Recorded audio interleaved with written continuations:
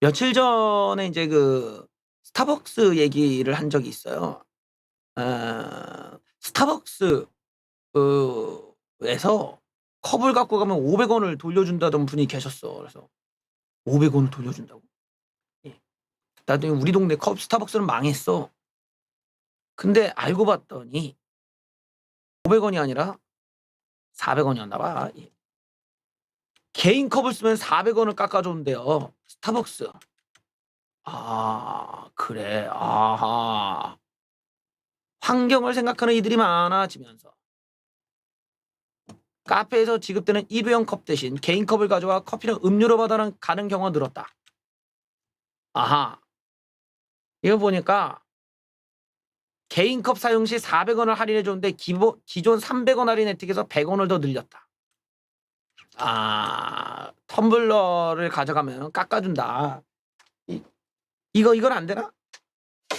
그 뭐야 저기 그 어디야 저기 스타벅스 가갖고 요 메가 커피 이거 이거 주면 이거 깎아줘 이거 가져가면 이거 씻어서 가져가면 내 메가 커피 이거 딱 이렇게 할 거. 그런가? 완전 부르주아 같잖아. 아, 스타벅스의 텀블러 다양하고 예뻐요. 비싸잖아요. 그거는. 예, 경쟁 사건은 안 받아줘? 아, 일회용 컵은 또 안 받아줘요? 아, 그래? 아, 10개를 닦아서 말려가면은 즉시 400 원을 할인해 주는데 그건 또 무슨 근거야? 예, 잘 모르겠다. 어쨌든 간에 400 원을 준다고 합니다. 어쨌든 1000만 건을 돌파한 나름대로 그 스타벅스의 일회용 컵 줄이기는 나름대로 성공을 하고 있나 봐요. 예. 대형 커피 전문점들 대부분은 한 잔당 100 원에서 500 원 정도를 할인해 주는 방식으로 다회용 컵 사용을 독려하고 있다. 폴 바셋은 500 원. 어디야? 이건 뭐야 여기는. 엔젤리너스는 400 원. 투썸 플레이스 파스 쿠찌는 300 원. 이디야 커피는 200 원의 할인 혜택을 제공한다. 메가커피는 없네. 메가커피는 없어. 하기사 메가커피를 이만한 걸 다 담을 수 있는 텀블러가 없을 거 아니야. 그치? 메가커피가 없을 만하네. 얘네는 양이 있다. 거의 걸프 컵 정도 돼야 돼. 근데 이걸 다 담을 만한 텀블러는 좀 없겠지. 뭐 그러겠지. 그렇죠. 나한테는 전혀 쓸모가 없잖아. 여러분들은 카푸어를 아십니까? 돈은 없으면서 집은 월세 살면서 자동차 유지비에 돈을 더 쓰는 거야. 예, 그런 경우라면 이제 카푸어라고 할 수 있겠죠. 너무 이 허례허식 이런 거에 빠지다 보면 주제에 넘는 차를 자꾸 소유하려고 하다 보니 결국에는 이제 배보다 배꼽이 더 큰 이런 지출을 하게 되죠. 여기 그 카푸어에 대한 이야기가 있습니다.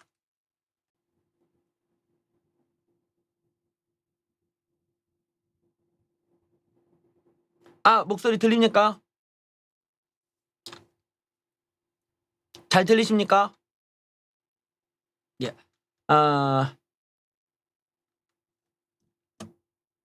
아이고 성공하셨네. 이 말 한마디에 포르쉐를 산 30대 카푸어. 예. 벤츠 사러 가서 어이구 젊은 분이 성공하셨네 라는 말을 들어서 너무 기분이 좋았대. 29살에 7천만 원짜리 벤츠를 산 뒤 팔아버리고 신용대출을 받아 1억 2천만 원 상당의 중고 포르쉐를 탔던 자영업자 박모 씨의 이야기. 그래요. 벤츠를 살고 왜 팔았대? 예. 한 달에 200만 원 정도 유지비가 들었던 포르쉐를 탈 때 월세 45만 원짜리 오피스텔에 살았다. 코로나로 적자가 지속돼 월 소득이 제로에 가까웠고 쇼핑 외식을 줄였고 심할 때는 외출을 안 한 적도 있었다. 월 135만 원 리스비를 냈던 벤츠를 탈 때 모은 돈이 있었고 월 수입도 300만 원 가까이 됐었는데 65만 원만 아껴 쓰면 된다는 생각에 포르쉐를 탔다. 차를 산 이후 수입이 없었던 나와 달리 비슷한 시기에 지인이 샀던 집이 1년 새 3억 원이 올랐다고 해 충격을 받았다. 차를 정리하니 남은 건 빚밖에 없었다. 지금은 중고 크루즈 차량을 700만 원에 사서 타고 있다. 그래요. 6개월 뒤 통장 잔고에 3천 원 남았다. 이 자동차가 애물단지야, 애물단지. 애물단지래요, 애물단지.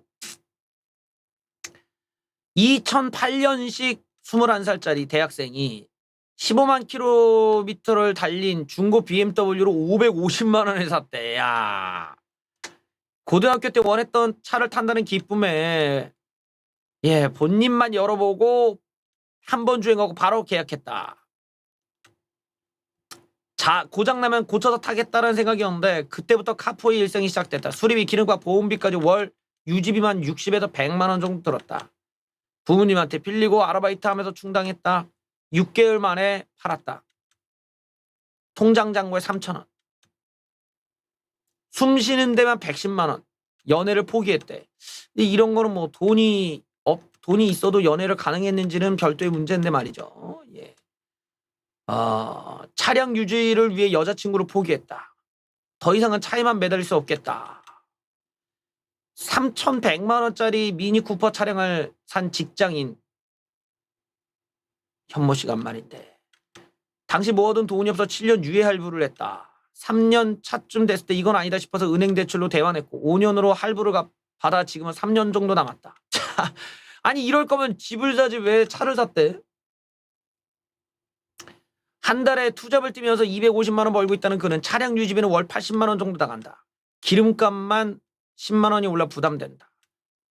차 수리값까지 숨 쉬는 데만 110만 원. 할부로 차 사는 카푸어들. 자산이 없고 소득도 빠듯한 2030이 수입차를 살 수 있었던 이유가 뭐냐? 고금리 캐피털 대출과 차량 할부 금융 프로그램들. 예. 자, 최근에 보면은 자동차 할부 금융이 2배 가까이 늘었고 젊은 층에서 전액 할부로 구매하는 분들이 많다. 할부 기간도 길어져 지르고 보자는 이들이 적지 않다. 하차감. 전에 제가 얘기했죠. 하차감이라는 게 있어요. 차를 내릴 때 사람들이 쳐다보는 눈빛. 외형적인 걸 중요시하는 시대이고 차에서 내릴 때 누군가 쳐다보는 기분을 느끼고자 하는 것 같다. 예. 이런 인증사진 이제 영정사진이야. 온라인에서는 한시바다 사 인생이라는 악성 댓글을 달렸다. 또 딜러와 차량 앞에서 사진을 찍는 걸 영정사진이라 부르기도 한다.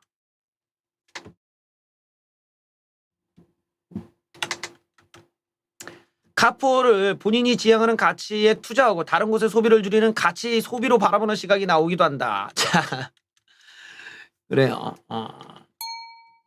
요즘 같은 때가 이제 금리가 많이 오르기 때문에 이럴 때는 계속 여러분들이 은행권에 관련된 여러 예금 상품들을 유심히 검색해 보실 필요가 있어요. 시간 나시면 검색해 보시면은 굉장히 우리가 모르는, 그러니까 검색해도 잘 안 나오는 것들도 이렇게 좀 어떻게 다수 이렇게 게시판 글이나 이런 것까지 보면은 그런 신기한 상품들이 많이 있거든요.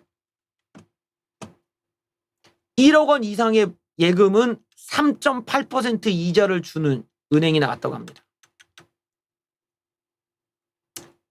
은행권으로 자금이 움직이는 역머니무브가 한창인데 하나은행이 1억 원 이상 정기예금에 가입하는 사람들에게는 연 3.8%의 금리를 주기 시작했다. 이 같은 금리는 저축은행보다도 높다. 헐. 3.8%래. 그러면은 1억 원이면은 거의 한 달에 30만 원 정도 아니야?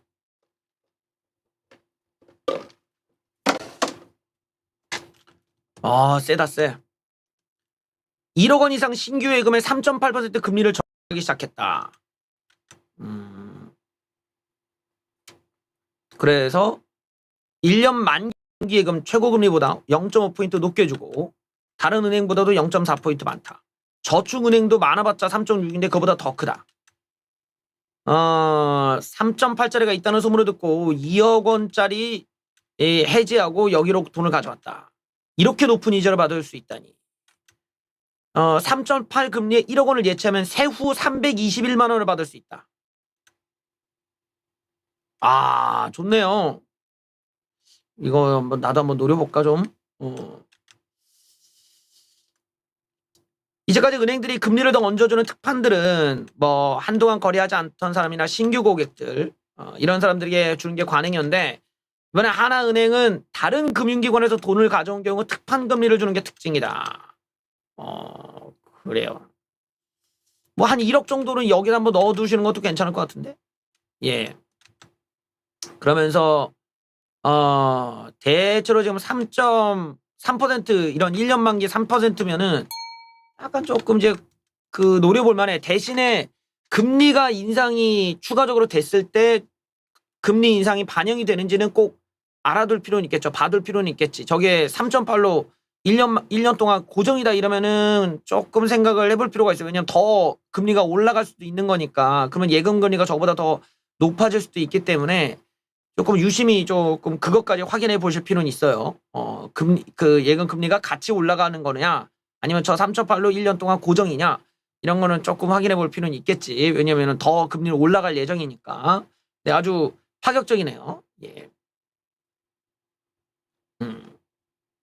재밌는 게 지금 윤석열 대통령의 지지율이 주가 떨어지는 것과 비슷하게 떨어진다라는 얘기가 나오고 있어. 예. 직장인 K씨는 증권사 앱을 지었다. 주식을 보니까 혈압이 올라서다. 그래서 뭐 원금 대비 40%의 투자 손실을 겪으면서 시장 경제를 부르짖는 새 정부의 기대가 컸는데 요즘 같아서는 이러려고 윤석열 뽑았나 싶다. 갑자기 주식이 망했는데 왜 윤석열 탓을 해? 왜? 윤석열 대통령 당선 이후 주가가 내리막길을 걸으니까 이 주식하는 애들이 윤석열 대통령 탓을 하는 거야. 재밌다. 예. 믿었는데 당했다.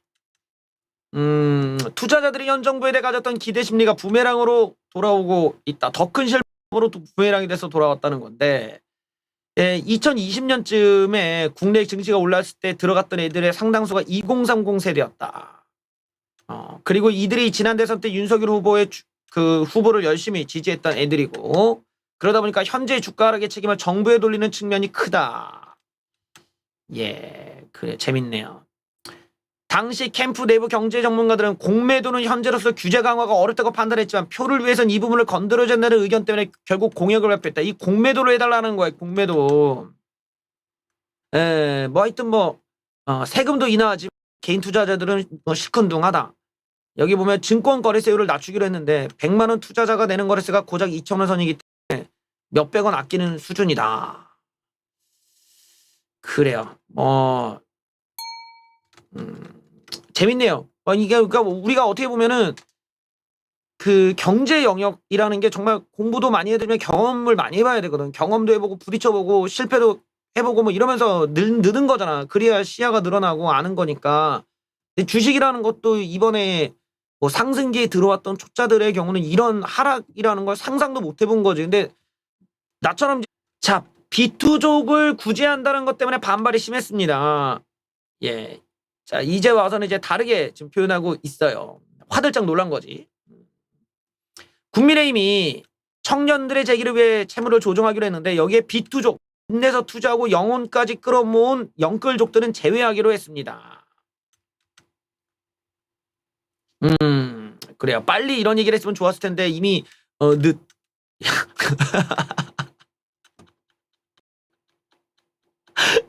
늦. 이거 말투 진짜 웃긴다 이거. 요 말투가 이게 얍삽한 게 뭐냐면 저래놓고 뭐야 너 늦었다는 거야 막 이렇게 따질 때 늦었다고 생각할 때가 안 늦은 거죠 이러고 말을 바꿀 수가 있거든 얼마든지. 그러니까 이게 한국말에 어떻게 보면 되게 그 얍삽함을 이용한 말투야. 늦 이랬고 뭐 이 새끼 말해 늦 이거 분위기를 먼저 보는 거지. 분위기 보고 맞아 늦었어요 이렇게 갖다 붙이면 되는 거니까 말투가 굉장히 얍삽한 말투야. 보면 늦 예. 어쨌든 간에 예. 이 채무조정 프로그램에 청년을 대상으로 넣었다. 이게 신용평점 하위 20% 이하 34살 이하 청년 그다음에 뭐 3년 원리금 3원 이하의 부여 뭐 하는데 여기에 비투족 영끌족 채무 감면 아니냐 하는 시각에 대해서 포함되지 않는다고 얘기했습니다. 근데 어떻게 포함 안 시킬 건지에 대해서는 지금 뭐 구체화가 안 돼 있는 것 같긴 한데, 뭐 하여튼 뭐 말로는 그렇게 얘기하면서 진정한다고 했지만 늦은 것 같아. 조금 약간 좀 늦은 것 같아. 왜 내가 이런 얘기를 하냐면 내부적으로도 그런 얘기가 나왔어. 어떤 얘기가 나왔냐면 아니 왜 이런 논란이 일어났냐, 이거 이런 논란을 왜 일으켰냐 봤더니만 알고 봤더니 이 브리핑에서 문제가 있었다라는 거야. 미숙한 브리핑 탓이다. 무슨 말인가 하니 논란이 왜 이렇게 커졌냐, 이 비탄감 정책에 대해서. 혈세로 대출자, 부실 대출자의 원금 깎아주냐, 비투족 청년을 위한 정책이다라는 얘기였는데, 하지만 과장된 내용이 있다. 이런저런 내용이 있다. 이게 상환 능력이 없다는 걸 증명하는 게 얼마나 빡세겠냐 이거지. 또 비투 청년만 지원한다는 것도 사실이 아니야. 취약층도 있어라는 건데 왜 이런 논란이 일어났냐? 여기는 김주현 금융위원장의 미숙한 브리핑이 꼽힌다. 잘못된 표현을 쓰는 바람에 논란을 자초했다는 것이다. 이 사람이 14일날 브리핑에서 뭐라고 했냐? 투자 손실 애로가 큰 저신용 청년이라는 표현을 썼다. 애초에 자료 초안에는 없던 이 표현을 막판 발표문에 이걸 넣었고 김 위원장 입을 통해 전달되면서 논란이 증폭된 것이다. 그러니까 요 말을 왜 넣냐라는 거야. 왜? 요걸 왜 넣냐 봤더니만 최근 윤석열 대통령의 지지율에서 하락한 20대 남성의 지지율을 높이기 위해 무리한 표현을 쓴 거 아니냐는 말이 나온다. 그럼 우리들 예측이 대충 맞은 거야 지금. 결국 이 정책이 어떻게든 20대 남자들한테 좀 잘 보이려고 오바해서 표현했다 오히려 역풍 맞은 거야. 괜히 홍보를 오바했다가 좀 이렇게 된 거야. 투자 손실을 크게 본 20대 남자들을 겨냥한 이야기를 했다가 박살났다 이거죠. 예, 김 위원장이 달변가가 아니다 보니 의미 전달이 안 돼 비판 여론이 과도하게 커졌다. 그래요. 보다시피 이게 아다르고 어다른 문제인데 이런 걸 보면 이제 언론 플레이라는 게 어떤 의미가 중요한지를 우리가 알 수가 있죠. 언론 플레이를 할 거면 그 말 한마디가 되게 중요해. 그 말 한마디를 가지고 이게 기자들도 그렇고 이걸 보는 화가 나 있는 사람들이 더 화가 나는 이런 문제가 생기거든. 저런 오해를 안 받으려면은 딱 이게 비투족이나 영끌족에 해당되지 않습니다. 이건 힘든 사람을 위한 겁니다. 그리고 딱 잘라 얘기했으면은 뭐 그걸 가지고 이제 우파 쪽에서도 어떻게 뭐 여론전화하고 할 텐데 이게 오히려 저 사람들 머릿속에는 20대 남자들이 좋아하라고 빚을 많이 졌으니까 이 사람들이 좋아하겠지라고 했는데 오히려 다른 세대들한테 화를 만든 거죠. 이게 이제 언론 플레이가 얼마나 중요한지를 보여주는데 지금 정부 쪽 사람들이 이런 언론 플레이를 너무 못하는 거지 지금. 그러니까 이런 걸 알려면은 책사가 중간에 있어야 되는 거야. 이 뛰어난 뭐 비서실장이 됐든 무슨 뭐 이런 홍보실장이 됐든 딱 자리 잡고서는 이거 위험하다, 이거 빼, 이거 뭐 이건 하세요 이렇게 나와줘야 되는데 그런 조절이 안 되니까 메시지 관리가 안 되고 그냥 되게 단세포적인 이런 발언들 하다가 난리가 나는. 저럴 바에는 그냥 아주 메마르게만 얘기하고 말아야 돼. 그냥 뭐 우리가 이걸 했습니다. 여기에 대해서는 뭐 딱 그 정도이기 때문에 뭐 비투족 영끌족과는 상관없습니다. 그러고 그냥 메마르게 하든지 했어야 되는데 말 안 한 만도 못한 결과가 된 거죠. 여튼간에 이제 정부가 맞을 건 다 두드려 맞고 있어. 근데 이제는 조금 이제 정부 입장에서는 새롭게 이제 뭘 가야죠. 오늘 아주 그 정부 입장에서는 과감한 정책을 지금 발표했습니다. 그거는 바로 감세 정책이에요. 이걸 보시면은 여러분들께서는 좋아하실 분들도 있고 또 화가 나실 분들도 있을 수 있어. 다주택자들에 대한 종부세가 무려 80%까지 줄어듭니다. 징벌과세 없애기로 했어요. 37억 원어치의 집을 다주택을 갖고 있는 사람이라면 종부세를 1억 원 넘게 내야 되는데 2,100만 원으로 뚝 떨어집니다. 예. 거의 1년 뭐 8천만 원 가까이가 8천만 원 넘게 이제 줄어드는 거야. 예. 집이나 토지 같은 부유동산 보유자에겐 특정 세금이 물리는데 재산세와 종부세다. 재산세와 달리 종부세는 조세 형평 차원에서 고액 부동산 보유자에게만 부과해 부자만 내는 세금으로 통하는데 이걸 줄여주기로 한 거예요. 여기를 보면 다주택자들을 줄여주는 게 파격적입니다. 다주택자 에게 적용되는 세율이 1주택자보다 배 이상 높다. 다주택자들을 투기꾼으로 보고 징별과세한다는 취지인데 과세 형평성을 떨어뜨린다는 지적이 많아서 수십억 원짜리 아파트를 한 채 보유한 사람보다 수억 원대 아파트 두 채를 보유한 사람의 세율이 더 높기 때문에 문제라는 거야. 그래서 집을 10채 갖고 있어도 소액 주택이라 과세 표준이 1억 원 아래면 최저 세율을 적용받게 된다라는 거죠. 여기 보면은. 예. 그래서 이 얘기는 뭐냐? 집을 여러 채를 가졌다는 게 중요한 게 아니라 그 집들을 다 합친 총 액수가 중요하다는 거야.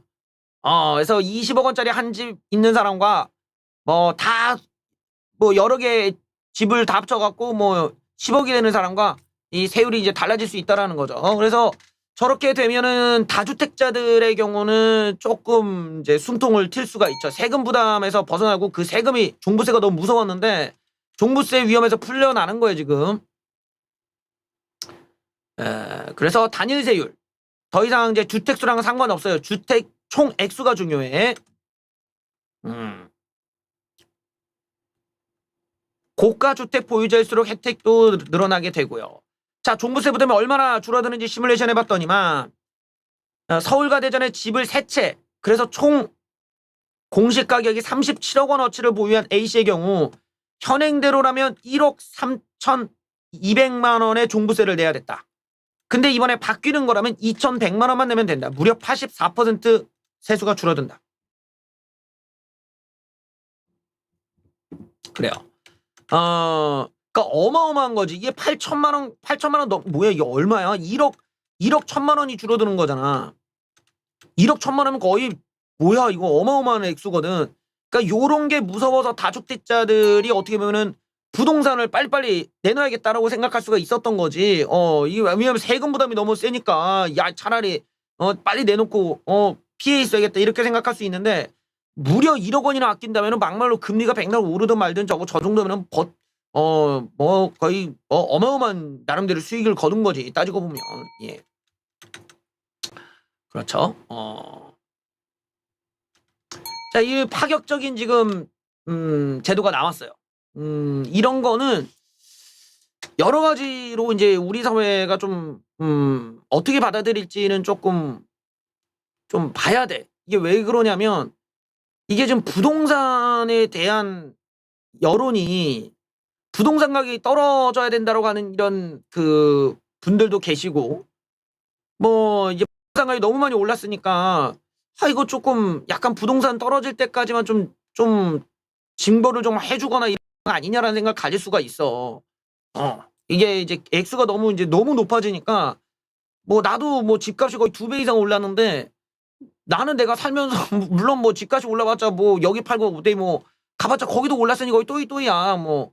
근데 이제 문제는 이게 가격이 뭐 떨어진다고 해서 이렇게 손해볼 건 없잖아. 이미 2배 이상 올랐으니까 여기서 그 오른 가격에서 50%가 떨어지더라도 뭐 특별히 그런 건 없어. 근데 지금 같은 경우는 어느 집 같은 경우는 한 25% 떨어지더라도 2배야, 2배. 여전히 2배 오른 그런 데도 있고 하니까 집값이 많이 오른 문제를 윤석열 정부가 어떻게 좀 이거를 좀 잡을 것이냐. 이 잡는다라는 게 부동산 가격이 올리지만 않아도 물론 좋긴 한데 문재인이가 너무 많이 올리니까 이걸 좀 낮췄으면 하는 심리들이 좀 많이 깔린 것 같아.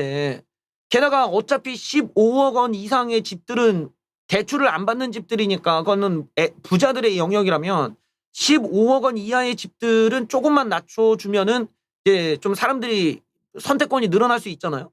요 지점이 지금 이제 잘 안 되는 거지. 왜냐면 저렇게 풀어주게 되면 솔직히 말하면 결국 뭐 좀 신용이 좋고 뭐 이런 현금이 좀 있는 사람들은 집을 갖다가 우수수수수 또 갭 투자를 할 수가 있잖아. 막 우수수수 사놓고 기다렸다가 뭐 금리 인하기에 이제 집값이 오를 테니까 그런 데에서 이제 좀 득을 볼 수가 있겠죠.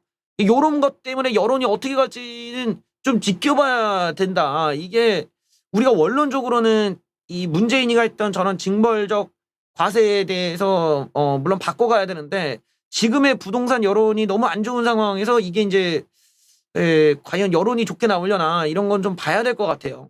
단지 좀 지금 현금을 좀 많이 들고 계신 분들 이런 분들은 어떤 투자할 수 있는 기회가 확연하게 늘어난 거죠. 뭐 그 전에는 이제 부동산 어차피 세금 때문에 포기했다면 이번에는 이제 부동산 쪽 저게 개정이 된다면 부동산 쪽에도 이제 서서히 조금 이제 손을 댈 만하다. 이런 생각을 가질 수가 있단 말이야. 왜냐면 부동산 가격이 또 조금씩 이제 그 조정을 받고 있기 때문에 요럴 때 잘만 후려치기 해서 들어간다면은 괜찮지. 어차피 자기는 집에 들어갈 생각이 없다. 실거주용이 아니다. 그러면 전세 끼고 들어가기 너무나 좋은 때란 말이에요. 왜냐면 전세가 껴있는 집들은 시세가 더 떨어져 있으니까 어차피 내가 살 집이 따로 있고 내가 투자용으로 내가 부동산 알아보는 사람들 특히 갭 투자용으로 한번 알아보는 사람들한테는 지금 저 제도 같은 경우에 굉장히 많은 기회를 준단 말이에요. 왜냐면 세금 부담 없고 뭐 특별히 금리 부담도 없는 상황에서 집값을 이 세입자가 들어가 있는 갭 투자용 집들은 어차피 가격을 후려치기가 가능하기 때문에 요즘 같은 때면은 갭 투자가 딱 좋은 때가 되는 거니까 개정되자마자 갭 투자가 확 늘어날 수 있는 가능성은 지금 깔고 있는 거야 지금.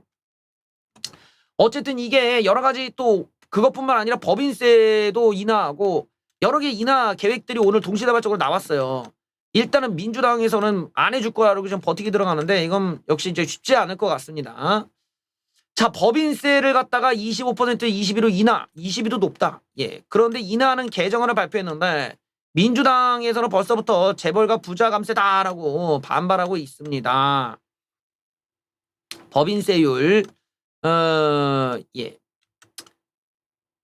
법인세 인하 뭐 일단 나왔고요. 그 다음에 여기 또 중요한 게 있어요. 이게 바로 금융투자소득세법, 일명 금투세예요. 금투세라는 것도 우리가 알아둬야 됩니다. 예. 금투세라는 거는 뭐 이게 5천만 원 이상이었나? 예. 그 뭐 이자, 주식 뭐 이런 등등등 금융소득이 얼마 이상인 거면은 뭐 거의 20에서 25%를 떼가는 이런 거야. 양도소득세 뭐 이런 것도 다 낮춰주기로 한 거. 이걸 유예 아예 안 받고 얘도 이제 기준을 갖다 100억 원까지 올리고 막 이런 게 있어요. 여기 보면은 주식 보유액이 100억 원 이상일 경우면 양도소득세를 납부하겠다. 이게 원래 10억이었는데 100억이니까 굉장히 그 초부자들한테만 적용시키는 거고. 금융투자소득세는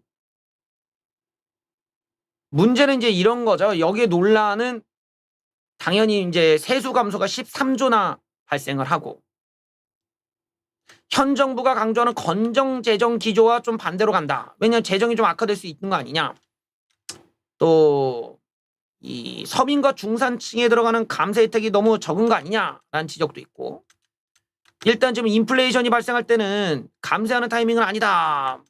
이런 건데 뭐 저런 이야기보다는 일단은 약간 재정 건전성 문제와 부자 감세라고 하는 이 논란을 어떤 식으로 해소할 거냐 이런 논리 대책이 좀 필요하겠죠. 물론 이제 좋은 면은 이런 게 있을 수 있어요. 예를 들면은 부자들 감세를 통해서 낙수 효과를 만들겠다. 낙수 효과가 있다라는 쪽으로 그 논리 구조를 만드는 게 필요하지. 그리고 현재의 전세 제도나 이런 것들을 이런 전세 제도 전세가가 오르는 데에는 이런 종부세가 여기에 포함된 개념이기 때문에 그것들을 낮춰준 만큼 전세 상승률을 낮춰서 최대한 서민들이 저렴한 가격에 전세에 들어갈 수 있도록 전세 안정을 노리겠다라던가 뭐 이런 쪽으로 이제 어떤 보완책에 약간 좀 그 서민들을 위한 보완책이라던가 이런 논리도 좀 필요해 보여요. 여기에 대해서는 이제 앞으로 우리들이 또 인터넷 공간에서 열심히 싸우게 될 거야. 네, 저 부분에서 우리가 좀 알아야 될 거는 그 개정을 하려면은 야당 도움이 필요해. 아직 개정이 안 됐어. 그리고 저게 지금